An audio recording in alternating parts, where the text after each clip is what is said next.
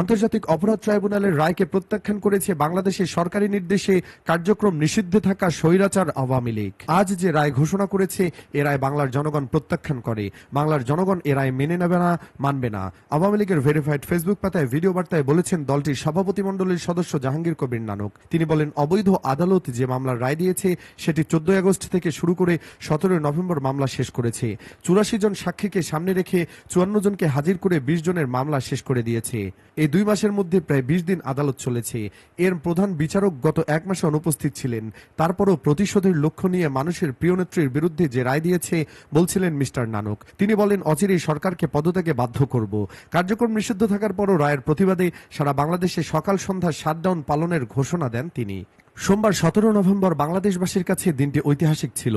আন্তর্জাতিক অপরাধ আদালত জানাবে মানবতাবিরোধী কাজে লিপ্ত থাকার অভিযোগে ক্ষমতাচ্যুত প্রধানমন্ত্রী শেখ হাসিনা এবং প্রাক্তন স্বরাষ্ট্রমন্ত্রী আসাদুজ্জামান খান কামালের বিরুদ্ধে রায় ঘোষণার দিন। আদালত হাসিনাকে দোষী সাব্যস্ত করেছে।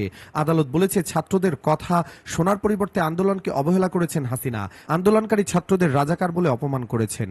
আন্তর্জাতিক অপরাধ আদালত প্রাঙ্গণে দাঁড়িয়ে প্রেস ব্রিফিং এর সময় ট্রাইব্যুনালের প্রসিকিউটর গাজী মোনার হুসাইন তামির বলেন, আমরা হাসিনার সর্বোচ্চ শাস্তি প্রার্থনা করছি।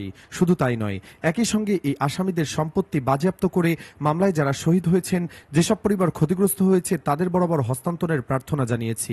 এই মামলায় রাজসাক্ষী হয়েছেন পুলিশের প্রাক্তন আইজিপি চৌধুরী আব্দুল্লাহ আল মামুন। বাংলাদেশের আন্তর্জাতিক অপরাধ ট্রাইব্যুনালের ইতিহাসে কোনো আসামির এ ধরনের অ্যাপ্রুভার বা রাজসাক্ষী হওয়ার আবেদনের ঘটনা ঘটল এটাই প্রথম বলে সে সময় জানিয়েছিলেন সংশ্লিষ্ট আইনজীবীরা। প্রশ্ন হচ্ছে, এই আদালতের কি কোনো বৈধতা রয়েছে? এই আদালত তো গঠন করা হয়েছিল হাসিনার আমলে। তার উদ্দেশ্য ছিল ভিন্ন। মুক্তিযুদ্ধের বিরোধীদের শাস্তির আওতায় নিয়ে আসার জন্য এই আদালত তৈরি করা হয়। 2024 সালের সরকার বদলের পর ট্রাইব্যুনাল পুনর্গঠন কর্মসূচি পালন করা হয়। গত বছর 17 অক্টোবর পুনর্গঠিত ট্রাইব্যুনালে প্রথম বিচার কার্যক্রম অনুষ্ঠিত হয়। ওই দিন শেখ হাসিনার বিরুদ্ধে মামলা দায়ের করা হয়। একই দিনে জারি করা হয় গ্রেফতারি পরোয়ানা। প্রথমে মামলায় হাসিনাই ছিলেন একমাত্র আসামি। পরে এবছরের মার্চে প্রাক্তন স্বরাষ্ট্রমন্ত্রী ও প্রাক্তন আইজিপিকে আসামি করতে প্রসিকিউশনে করা আবেদন মঞ্জুর করে ট্রাইব্যুনাল। গত 12 মে ট্রাইব্যুনালের তদন্ত সংস্থার চিফ প্রসিকিউটরের দফতরের প্রতিবেদন জমা দেওয়া হয়। সেখানে হাসিনার সম্পর্কে বলা হয়েছে, শেখ হাসিনা মাস্টারমাইন্ড, হুকুমদাতা এবং সুপ্রিয়র কমান্ডার ছিলেন। এরপর 1 জুন শেখ হাসিনা সহ 3 আসামির বিরুদ্ধে আনুষ্ঠানিকভাবে অভিযোগ দাখিল করা হয়। পরে নানা আইনি প্রক্রিয়ার মধ্য দিয়ে বৃহস্পতিবার 13 নভেম্বর শেষ হয় শুনানি। ট্রাইব্যুনাল 17 নভেম্বর সোমবার হাসিনা এবং তার প্রাক্তন স্বরাষ্ট্রমন্ত্রীর সাজা ঘোষণার দিন ধার্য করে।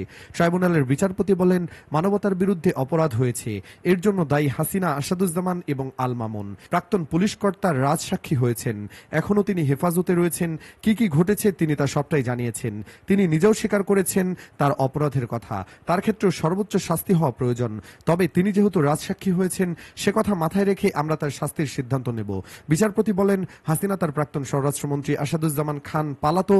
তাদের বিরুদ্ধে একাধিকবার পরোয়ানা জারি করা হয়েছে। তারা আত্মসমর্পণ করেনি। তাদের বিরুদ্ধে সাক্ষী দিয়েছেন 54 জন।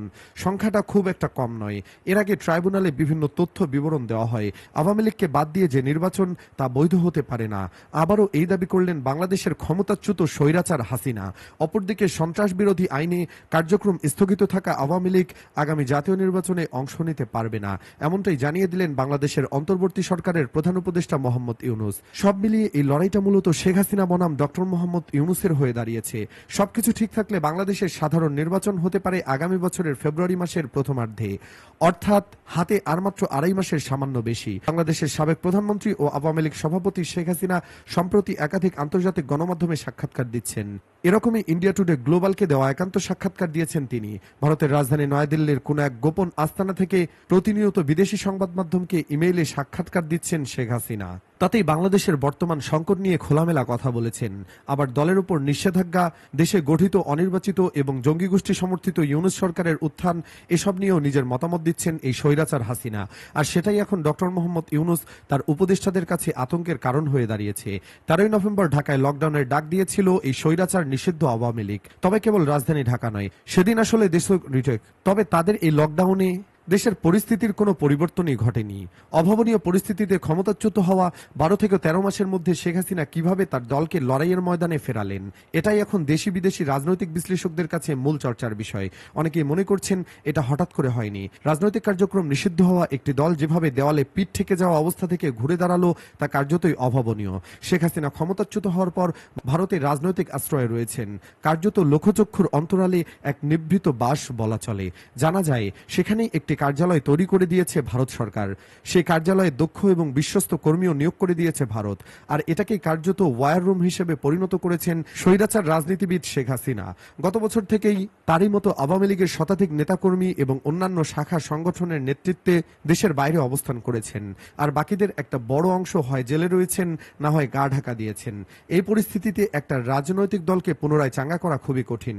কিন্তু ঠান্ডা মাথায় এই কাজটাই করে গিয়েছেন স্বৈরাচার হাসিনা।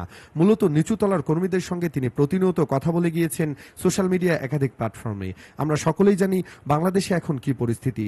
আওয়ামী লীগ মানেই সন্ত্রাসবাদী, এমনই প্রচার প্রকাশ্যে করেছেন ইউনূসের উপদেষ্টারা, এবং এটাই সত্য। আবার জামায়াতে ইসলামী, এনসিপি ও বিএনপি শেখ হাসিনা ও তার দলকে ক্রমাগত ফ্যাসিস্ট আখ্যা দিয়ে হুমকি ধামকি দিয়ে চলেছেন। ইউনূসের প্রশাসন ও পুলিশ, এমনকি সেনাবাহিনীও আওয়ামী লীগকে দেশের বাইরে বের করে দেওয়ার যাবতীয় আয়োজন করে রেখেছিল। কিন্তু এই প্রতিকূল পরিস্থিতিতেও বাংলাদেশের মাটিতে এই মুহূর্তে টিকে থাকা আওয়ামী লীগের নেতাকর্মী ও সমর্থকরা ঘুরে দাঁড়ানোর চেষ্টা চালিয়ে যাচ্ছে। 15 বছরে তারা যে নির্যাতন করেছে তা এখন তাদের উপরেই এসে পড়েছে। বিগত কয়েক মাসে আওয়ামী লীগের মিছিল, প্রতিবাদ ও অন্যান্য কার্যাবলী বেড়েই চলেছে। এবার লকডাউনের ডাক দিয়েও কোনো ফল হলো না স্বৈরাচার হাসিনার।